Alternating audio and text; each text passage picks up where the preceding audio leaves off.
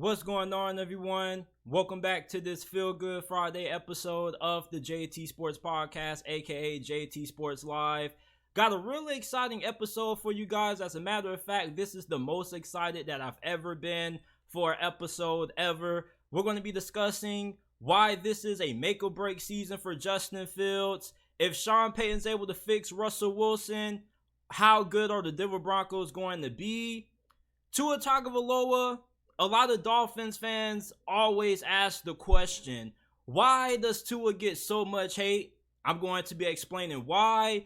And lastly, why I believe Jahmyr, Gibbs, and Bijan will be able to save the running back position.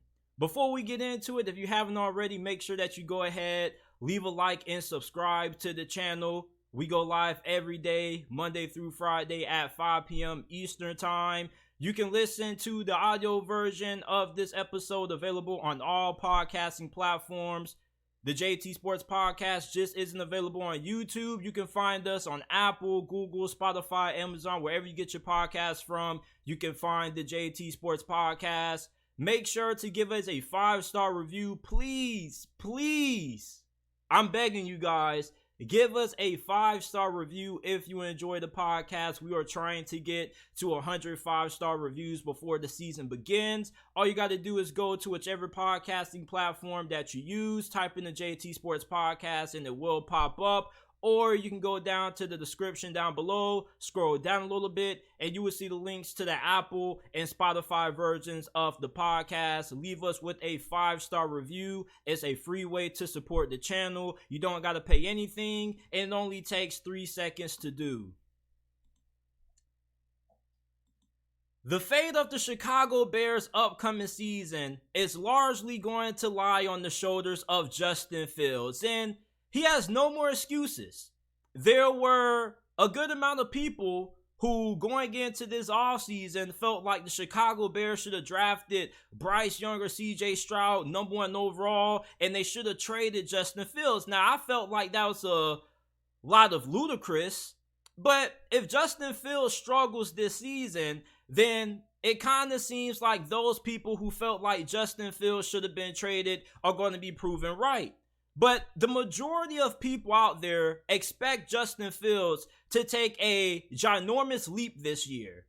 And there's no reason why he shouldn't, because all of the issues that held back Justin Fields and the Bears offense last year, they improved. He didn't have a good offensive line. They improved the offensive line. They drafted offensive tackle Darnell Wright in the first round of this past year's NFL Draft. They signed offensive guard Nate Davis. You got Tevin Jenkins. They had a really good left tackle as a rookie last year. So this offensive line, it may not be the greatest, but it should be way better this season compared to last year. You finally gave Justin Fields a proven number 1 wide receiver, going out and trading for DJ Moore when you gifted the Carolina Panthers the number 1 overall pick. In that trade, you're going to have Darnell Mooney coming back fully healthy. We don't know how good the slot receiver position is going to be. It's either going to be Chase Claypool or somebody else, but this is a way better team that Justin Fields has around him this season compared to last year, and this should be a really good defense. You had a lot of talented young players on this defense last year. Matt Eberflus is a defensive-minded head coach, so this defense should be way better this year compared to last year. Justin Fields has everything necessary for him to get the Chicago Bears to the playoffs this year. And how far they go this season is largely going to depend on how he performs. And Justin Fields was not bad last year. I'm a little bit puzzled that people who watched the Chicago Bears, at least people who allegedly watched the Chicago Bears last year, watched Justin Fields play and make it seem like this guy wasn't that good and he was a scrub. In the majority of the games that Justin Fields played in, when he was snapping, they were all decided by 1 possession. You remember the first time Justin Fields played against the Detroit Lions? They had no answer for this dude. And if Justin Fields ends up making the strides and improvement that many people expect him to make, Justin Fields not only is going to have a MVP caliber season, but the Chicago Bears are going to be one of the best teams in the NFC. I know that's a really bold statement. That's a really bold prediction. They're in a really competitive division. But when you have a quarterback that ends up reaching a superstar level, that's how good your team can become. Look at how good Trevor Lawrence was last year, and look how good Jacksonville was. They ended up winning their division. The Detroit Lions, they have a really good team, but when you have a superstar quarterback, it just takes your team to a completely different level. And I've even heard many people suggest that Justin Fields could have a similar leap in improvement to what Jalen Hurts had last year back in 2022. Justin Fields, he doesn't have to go against one of the toughest schedules in the NFL. The Chicago Bears only played 4 teams this season that went to the playoffs last year. One of those teams includes the Tampa Bay Buccaneers, who probably aren't going to be all that good this year. And I know that strength of schedule in the offseason isn't really a good metric to go by, but I think the Chicago Bears have a pretty manageable schedule. They don't play too many tough teams and too many teams that should give them a lot of problems. And if Justin Fields ends up balling out this year, I don't see no reason why the Chicago Bears shouldn't be able to win the NFC North this season. The Minnesota Vikings, they got Kirk Cousins. I think that you kind of are handicapped when you have Kirk Cousins at QB as opposed to when you have Justin Fields, who, if he ends up reaching that superstar level, without a doubt, he'll be the best QB in this division.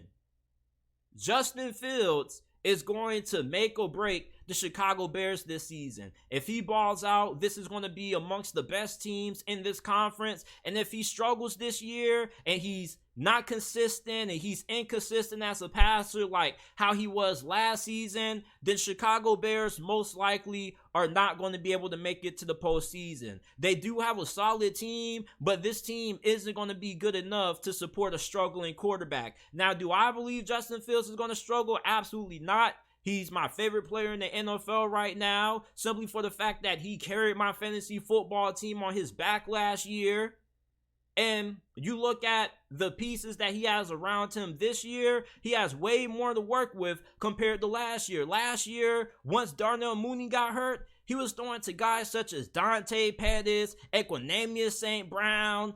Anytime those guys are your number one options, you're in a lot of trouble. And I'm not trying to say those guys are bums or scrubs or anything like that, but Dante Pettis and Equanimeous St. Brown, they probably wouldn't be starters on the majority of NFL teams going into this year. I believe in their offensive coordinator, Luke Getsy. He did a really good job at tailoring this offense around Justin Fields. Chicago should be able to do way more in the passing game. I keep hearing this narrative about Justin Fields was so bad as a passer that the Chicago Bears didn't want to give him opportunities to throw the football. That's false. The reason why Justin Fields didn't have a lot of opportunities to throw the football last year and why the Chicago Bears ranked amongst the worst in passing attempts last year and passing offense was because, first of all, he had a bad offensive line, he was running for his life, and he had a terrible group of wide receivers. Darnell Mooney went down. They traded for Chase Claypool, but what did he do? Absolutely nothing. So, of course, the Chicago Bears were going to throw the football less, and they were going to put more emphasis on the run game because that's what the strength of their team was, running the football with Justin Fields and the good duo of running backs that they had last year. David Montgomery's gone, but you still do have Khalil Herbert. You got Rashawn Johnson, who many people were a big fan of coming out of this year's draft out of Texas.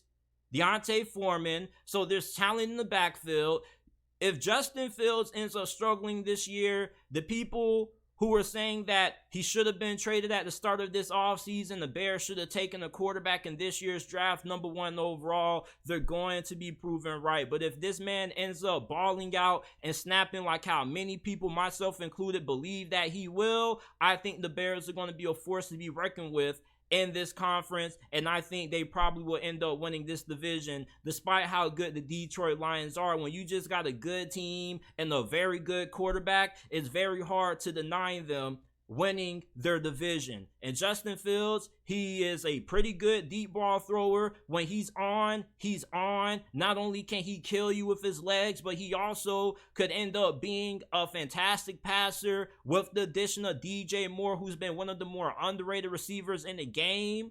He has great hands. He's a fantastic route runner. Not too many people know how good DJ Moore has been because he's been playing in Carolina, and Carolina hasn't really given him good quarterbacks. You probably could make the argument and say that Justin Fields is the best quarterback that DJ Moore has ever played with up to this point of his career.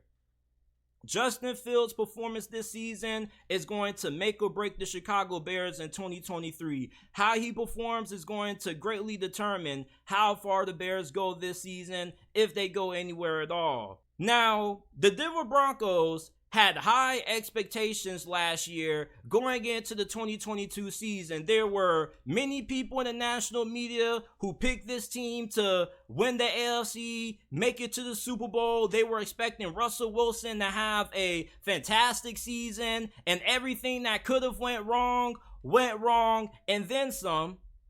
And like I said, they made an all-time big mistake when they traded for Russell Wilson and gave him that hefty contract, and it was going to take an all-time great head coach to fix this mistake.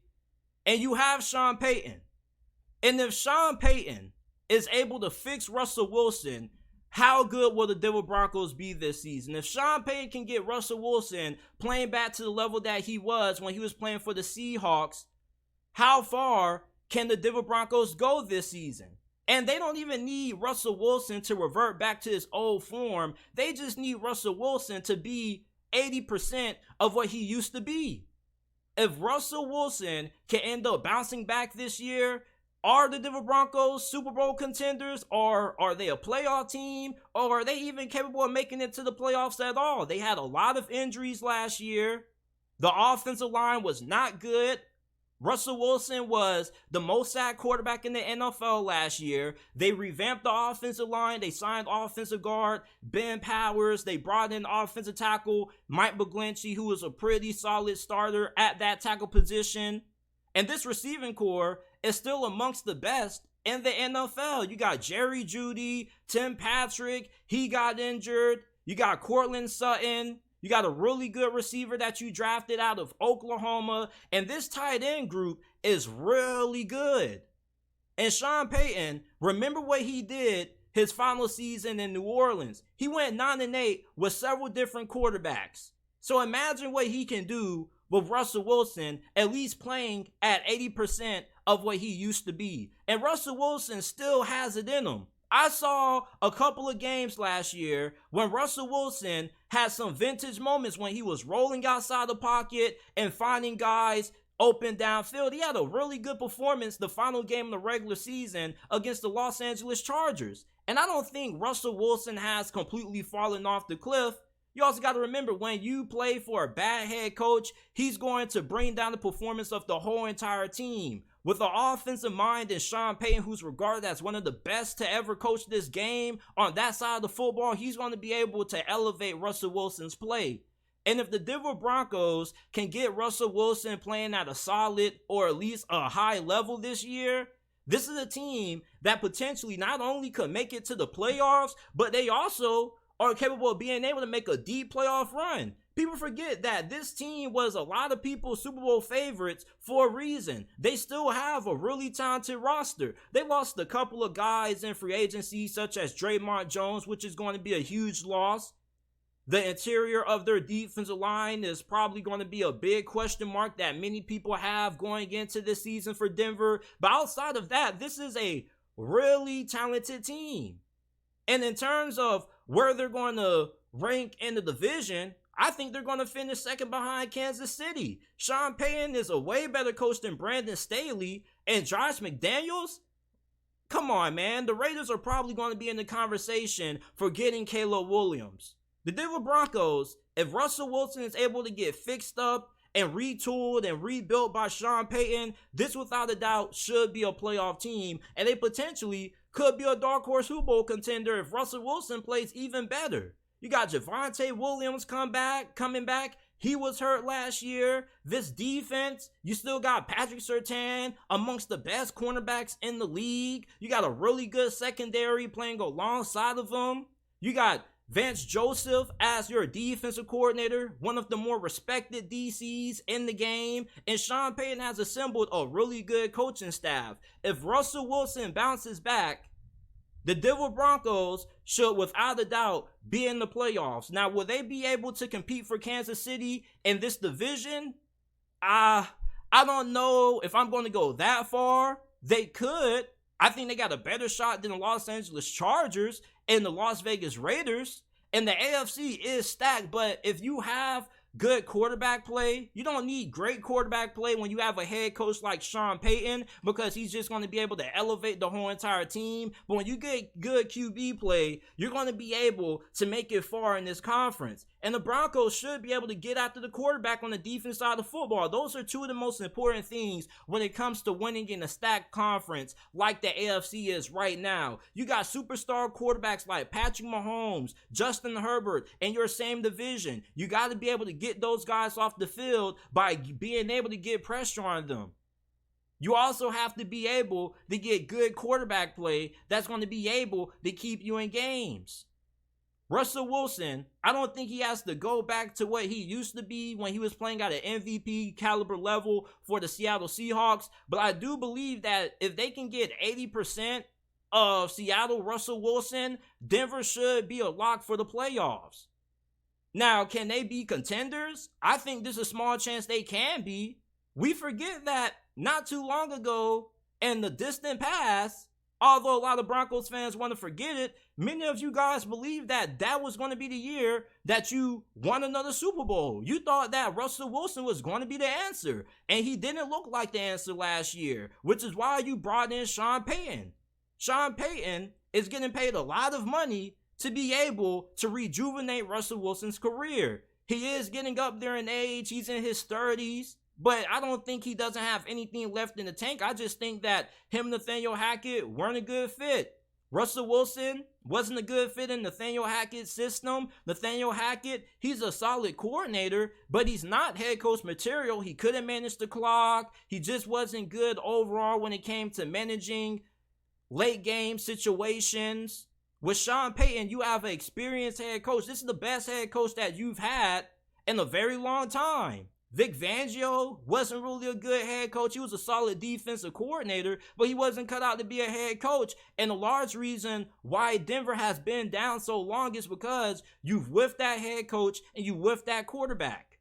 You bring in Sean Payton, who's going to fix the head coaching problem, and he should be able to get Russell Wilson playing back at a high level. And if you are somebody who's going to play devil's advocate, and you're going to say, JT, how do we know Sean Payton's going to be able to rejuvenate Russell Wilson? I mean, just look what he did his final season in New Orleans. He won 9 games with Jameis Winston. Jameis Winston had the New Orleans Saints on top of their division. They were 5-1 prior to losing to the Tampa Bay Buccaneers, in which Jameis went down with a season-ending injury in that game. Prior to that, Jameis Winston had a 14-2 touchdown interception ratio, which was the best in the NFL. Jameis Winston was not only playing his best football, but his most efficient football under Sean Payton. He had also had to start Taysom Hill, Ian Book, Trevor Siemian, and was still finding ways to win games.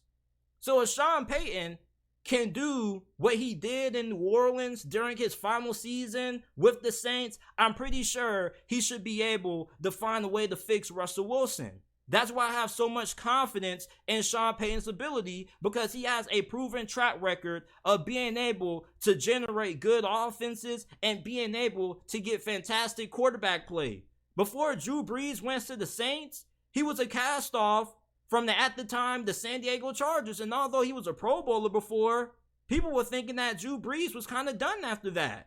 They didn't think he was going to be a future Hall of Fame quarterback. He probably could have become a good quarterback in many people's eyes back during that time. But if you were to tell many Chargers fans that Drew Brees was going to be a future Hall of Famer, they probably would have laughed in your face like you were crazy. Sean Payton is one of the greatest offensive minds to ever play this game. You don't got to have faith in Russell Wilson, but you definitely should have a lot of faith in Sean Payton and what this man does on the offensive side of the football. The Denver Broncos, if Sean Payton can work his magic and get Russell Wilson playing back to somewhat of the level that he used to be able to deliver, I think that Denver ends up making it to the postseason in 2023. And I think that at worst, this should be a team that should be competing for the 7th or 6th seed in the AFC. Miami Dolphins fans always ask the question, why does Tua Tagovailoa get so much hate? The guy has gotten better nearly every single season, and it still seems like he never gets the respect that he deserves. And before Tua Tagovailoa dealt with all those injuries at one point last year, he was an MVP candidate. I know some of y'all may forget that, but he was playing at an MVP level prior to the Miami Dolphins going on that losing streak. And going into this year, I think Tua Tagovailoa is poised to have another good season like how he did last year. But for you Dolphins fans out there who wonder why Tua gets so much hate from NFL fans on social media and analysts on national television, I'm going to explain to you guys why I believe people hate on Tua and have so much criticism of Tua. And I think the most important part of that question, when it comes to answering it, has to be the fact that remember who was in his same draft class when he got drafted 5th overall by the Miami Dolphins. Joe Burrow, aka Joe Brrr, he went number 1 overall. And then the second quarterback taken off the board, it was Tua. And you know who got drafted the pick right after Tua? It was Justin Herbert. And then in the second round, it was Jalen Hurts. And if you were to ask any non-Dolphins fans which quarterbacks would they prefer, Justin Herbert, Jalen Hurts, or Joe Burrow, or Tua Tagovailoa, I'm pretty sure 99.9% of those people with a functioning brain are either taking Burrow, Hurts, or Herbert over Tua Tagovailoa. And Tua Tagovailoa, up to this point, hasn't been as good as those other QBs. And you Dolphins fans can throw all the excuses that you want to for Tua, but you know, if you had money on the line right now, you have to pick between Tua and any of those other quarterbacks that I just mentioned that got drafted in that same draft class, you're taking those other QBs. Brian Flores, it's been well reported and well documented that he didn't want Tua. The Dolphins took him anyway. There's a reason for that. So that's one of the reasons why a lot of people criticize Tua. And that's not saying that Tua isn't a good quarterback. He is a really good QB. But the knock on him is that he's not an elite QB. When you take a quarterback in the top 5 of the draft, you're looking for a franchise-changing quarterback. You're looking for Joe Burrow. You're looking for somebody who can be that man who doesn't need the best team around him, who can overcome certain limitations that your offense may have. Joe Burrow in his second season, starting for the Cincinnati Bengals, coming off a season-ending leg injury, took Cincinnati to the Super Bowl. Yeah, he had Jahmyr Chase and a fantastic group of wide receivers, but he went to the Super Bowl with one of the worst offensive lines to ever make it to the playoffs. He was the most sacked quarterback in the NFL that year. Joe Burrow was sacked 70 times that whole entire season and was still able to get Cincinnati to the Super Bowl.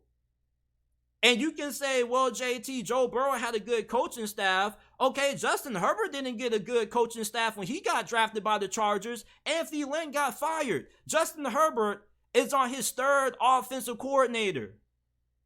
So for all of the reasons that you can use for why Tua hasn't been able to perform at the level of guys such as Joe Burrow and Justin Herbert, those same reasons prove why those guys are elite QBs. Elite QBs are able to overcome certain limitations. They make the guys around them look better than what they are, and they make the guys calling the plays look like a genius. Justin Herbert didn't have Keenan Allen and Mike Williams all last season. Both of those guys missed significant time with injury last year. For Tua Tagovailoa, a lot of Dolphins fans make it seem like he needs everything to go right for him to be successful, which proves why Tua is a good QB and not an elite QB. Elite QBs are able to overcome weaknesses and limitations that they may have to deal with on offense. That's why they get drafted high. And for Tua up to this point, he hasn't been as good as Joe Burrow or Tua. He hasn't even been good as Jalen Hurts. And you can say Jalen Hurts has a better situation, which I agree with that. I think it is fair to say that Jalen Hurts still has a little bit more that he has to prove. But when you look at Justin Herbert, I mean, this dude carried the Chargers to the postseason with no run game and a bad offensive line that dealt with a lot of injuries and the offensive coordinator that was holding him back with his conservative offense. So that's one of the reasons, and probably the biggest reasons, why Tua Tagovailoa gets the hate that he does. Another one is that he's not as talented as the quarterbacks who were drafted in the same draft class as him. He doesn't have the strength of an arm that Justin Herbert has. He's not even as good as an athlete as Jalen Hurts, Justin Herbert, or Joe Burrow are. So he's a limited athlete, does have a strong arm. So that's also a reason why people criticize and hate on Tua. Every time Tua's throwing a deep ball on social media, there's a lot of people that always go to the comment section and say, oh, he underthrew it. Even when he put the pass right on the money, people will still say that he underthrew it, which tells you that a lot of people don't really watch football. They just go with whatever narrative the media throws out there. They just run with it. That's Tua. And also Tua is unable to stay healthy, which may be the second biggest reason why Tua gets so much hate. You're a franchise quarterback. You got to be on the field to be able to produce and help your team win. When you're not on the field, your team is at a disadvantage. So when you look at the three biggest reasons why Tua Tagovailoa gets a lot of hate, first one, he was drafted in the same draft class as Joe Burrow, Justin Herbert, and Jalen Hurts, and he got drafted above Jalen and Justin Herbert. I'm pretty sure most people believe that Justin Herbert and Jalen Hurts are better quarterbacks than what Tua is right now. And that's not a knock on Tua saying that he's a bad QB. He is a really good QB. He's just not an elite QB like a Justin Herbert or even a Jalen Hurts is. And if you want to say that Jalen Hurts still hasn't proven that he's an elite QB, you need another good season of what he did last year. I can understand that. But you still can't deny the fact that Jalen Hurts right now looks like a better QB than Tua when you watch the film. It's not like Tua didn't have a great group of receivers. He may not have had the offensive line, but if you put Jalen Hurts with how he played last year and replace with Tua Tagovailoa, I don't really think there's a big drop-off in production because of Jalen Hurts' ability to extend plays and also pick up a lot of yards with his legs. So that still goes to another reason why people criticize Tua, which was my second point of he's not as talented as Justin Herbert, Joe Burrow, and Jalen Hurts. Joe Burrow isn't the most athletically gifted guy neither, but when Joe Burrow decided to get outside the pocket and run last year, he had some damn good runs. I haven't seen Tua had as many runs as what Joe Burrow had last year. Joe Burrow had a run against Kansas City in the postseason last year when he did a damn spin move. He did a damn spin move and picked up, 10, 15 yards to move the chains? Like, Joe Burrow is a way better athlete than what a lot of people give him credit for. He has the ability to get outside the pocket, extend plays, throw on the run, and also pick up yardage with his legs. Same thing with Justin Herbert. Tua doesn't really have that. His game really isn't built on improvisation. It's built on being able to get the ball out fast, being a quick processor, and being really accurate. So this segment isn't me hating on Tua, but it really is me explaining why Tua gets so much hate.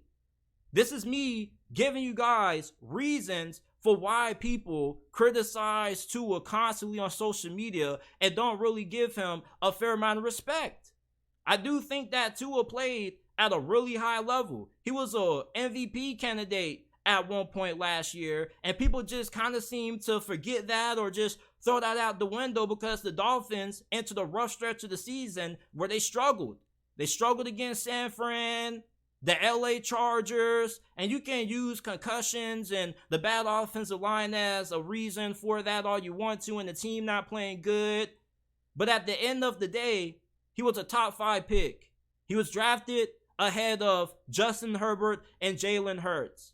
He's always going to be compared to those quarterbacks. And if he doesn't end up having the level of success as those QBs, people are always going to continue to criticize Tua Tagovailoa. People are always going to let the Miami Dolphins know that they picked Tua over 2 quarterbacks that were better than him. And if Jalen Hurts ends up having another great season, that's going to continue to make Tua look a little bit bad in a lot of people's eyes in the national media and for the people who have all those Twitter fingers on Twitter. And imagine if Jordan Love ends up being good. Imagine if Jordan Love balls out for Green Bay this year and he has a better season than Tua.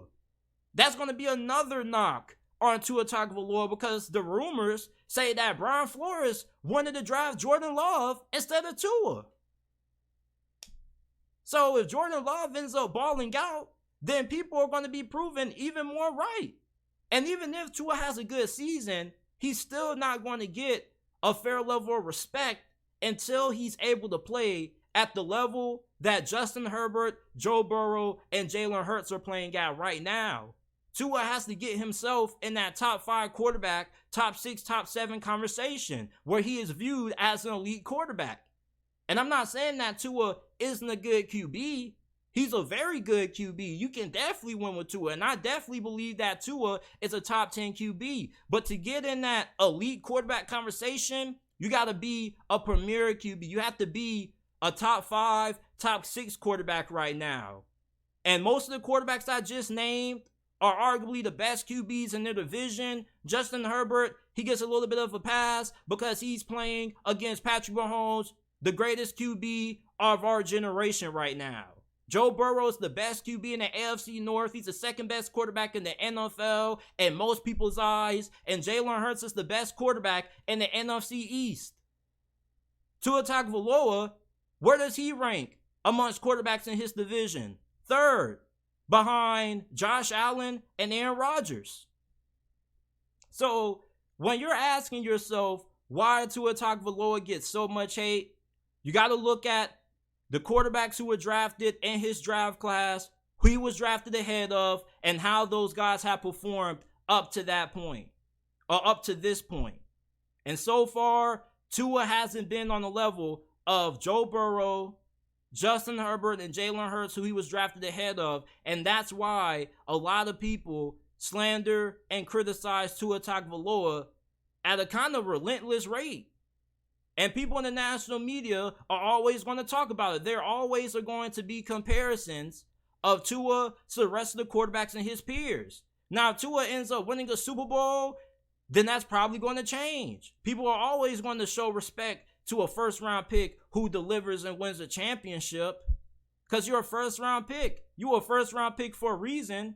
But so far for Tua, he just has had bad luck. If he came out of last year's quarterback class, he would be the best quarterback from that class. Any other quarterback class that didn't really have too many QBs, Tua would be viewed in a way better light compared to what he is now coming out of that 2022 NFL Draft with Herbert, Burrow, and Hurts.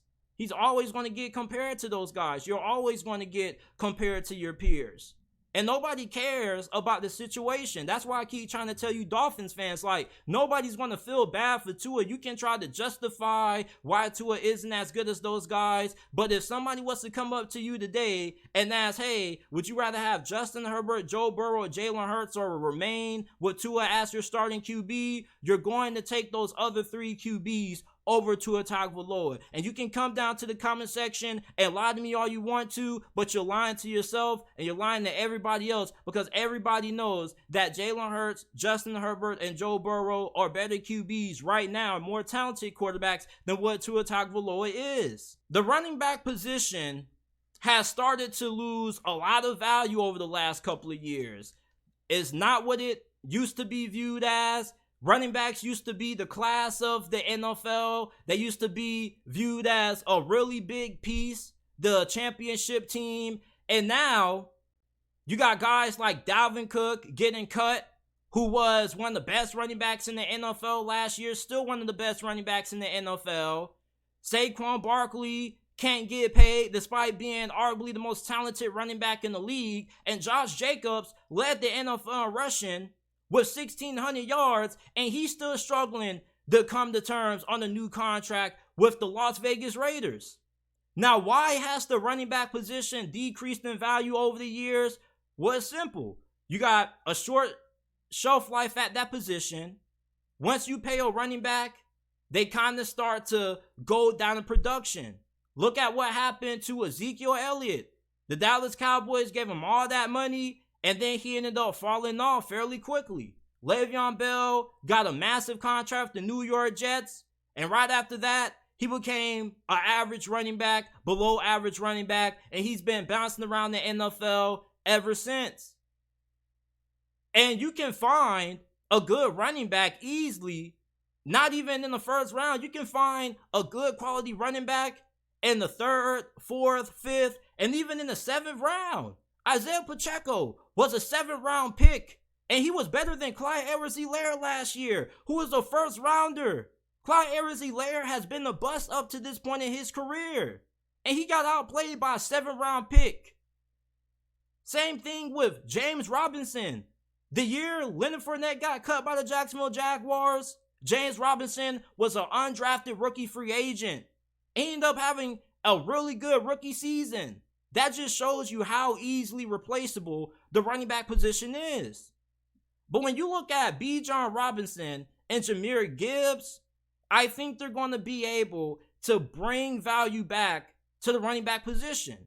And why do I feel that way? Well, these are two of the most talented running backs that have entered the NFL in the last couple of years. There's a reason why they were the first 2 running backs to be drafted in the first 12 picks of a draft since 2017, when Fournette and Christian McCaffrey got drafted.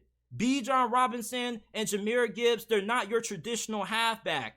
They are truly a weapon. You can line them out wide at receiver because they're good enough to be as good as a wide receiver 3. They have very fantastic route running. And then if you want to use them still at the running back position and have them catching passes out of the backfield, they're going to be too hard for linebackers to cover because they're route running and that's good as a wide receiver 2. Bijan Robinson and Jahmyr Gibbs, they train with Gold Feet Global down in South Florida. Gold Feet Global is one of the best receiver coaches that most receivers train with during the offseason. And when you look at what Bijan Robinson did at Texas, this dude was a monster. He was damn near Texas' whole offense in certain games. And you look at Jahmyr Gibbs, how explosive he is. He's one of the fastest running backs in the game. You put that out in the slot, I don't think there's going to be too many defensive backs that are going to be able to slow him down with how good of a route runner he is. Same thing with Bijan Robinson. It's just that in today's NFL, if you're trying to be a running back that lasts long in a league, you have to not only be able to stay healthy, but you got to be able to do more different things than guys like Nick Chubb and Derrick Henry. You have to be able to have a tremendous impact on the passing game. It's a passing league. People say that over and over again. You don't need to have an elite running back to win the Super Bowl. Kansas City just proved that. They won with Isaiah Pacheco, who was a 7th round pick. If you can't have a big impact on the passing game, you're going to be viewed as easily replaceable. Christian McCaffrey.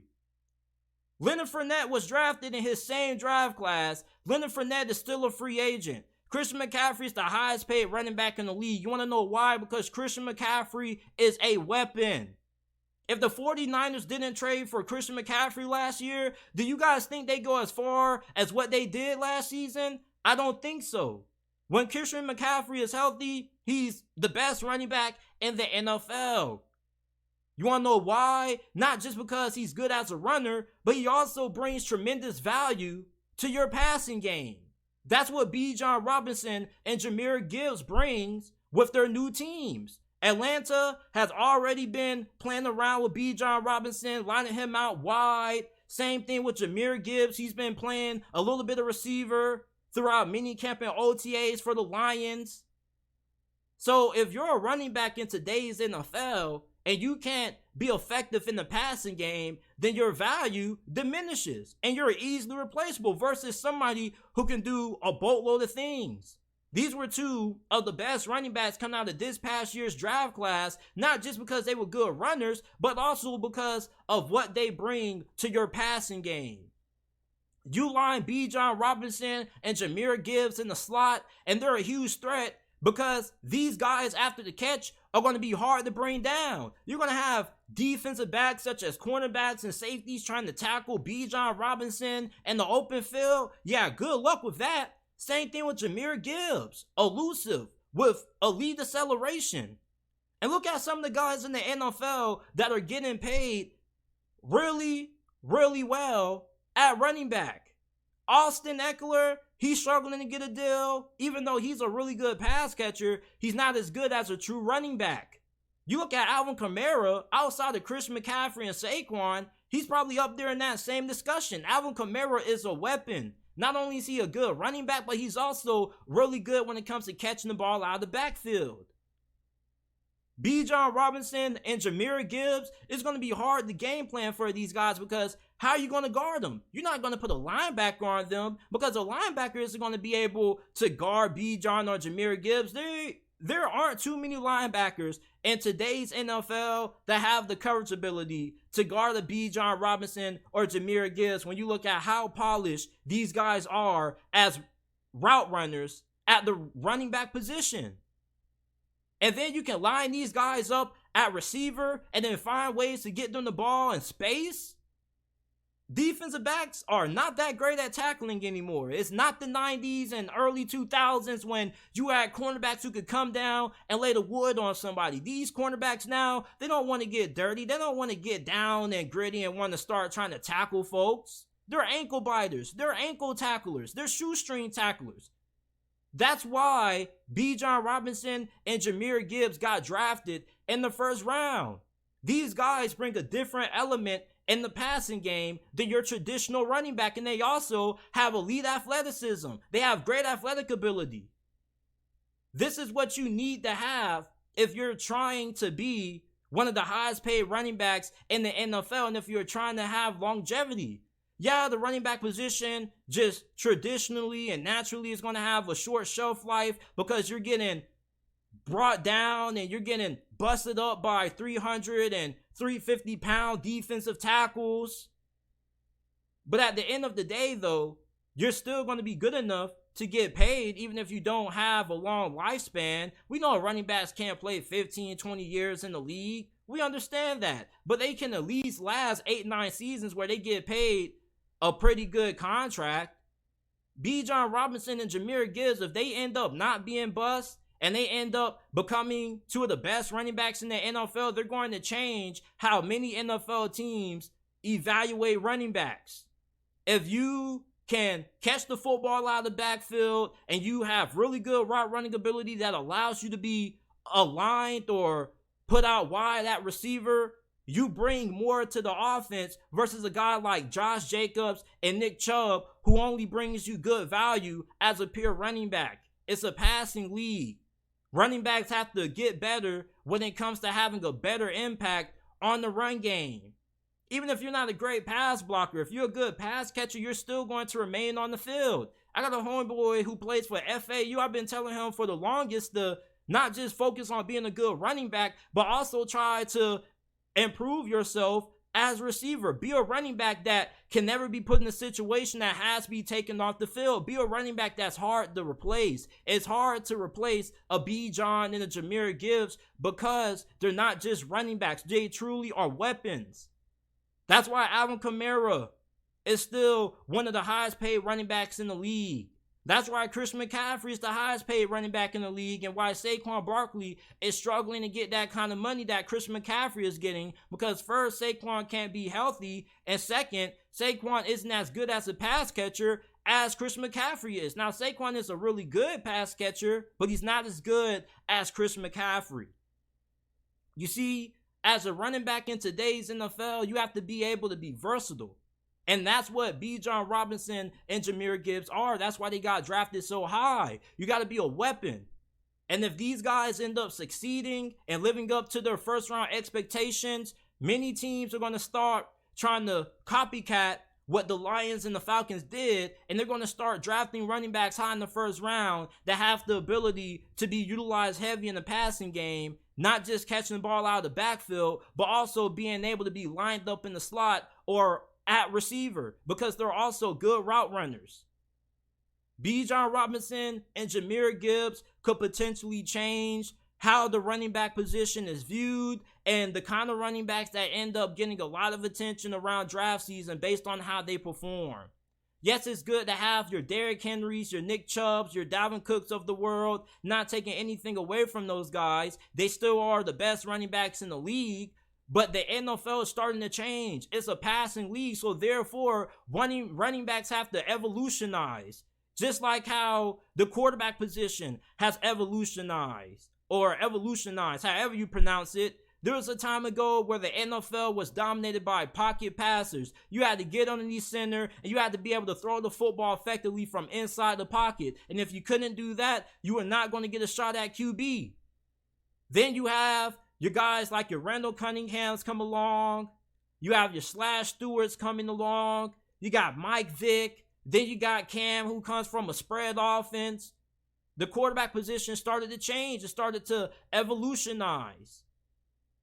And that's what's happening to the running back position. The running back position isn't going to become extinct like the fullback position. You still are going to need a running back. You can't just have 10 guys on the field. But the NFL is going to start looking for running backs that have similar skill sets like Bijan Robinson, Jahmyr Gibbs, who are gifted catching the football out of the backfield and can play receiver and are good enough to be your wide receiver 3, wide receiver 2.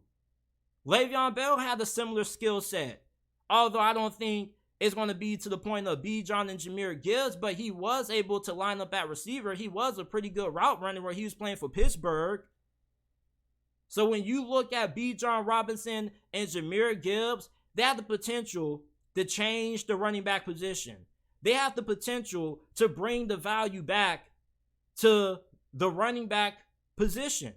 The running back position isn't all about just being a great runner anymore. It's not about running through defensive tackles or running over linebackers. Teams want a running back that can not only do that, but can also be used as a receiver that can have a big impact on the passing game.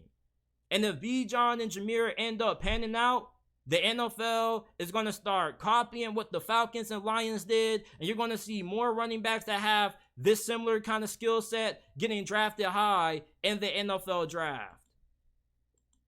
This is it for this episode of the JT Sports Podcast. I appreciate you guys for tuning in. If you enjoyed this episode, make sure that you like the video, subscribe to the channel. We go live every day, Monday through Friday at 5 p.m. Eastern Time.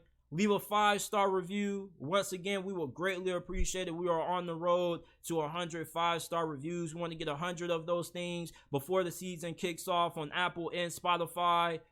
We're available on all podcasting platforms, Apple, Google, Spotify, Amazon, wherever you guys get your podcast from. You can find the JT Sports Podcast. I appreciate you guys for tuning in this week. Have a good weekend, and I will see you guys Monday with another episode of the JT Sports Podcast.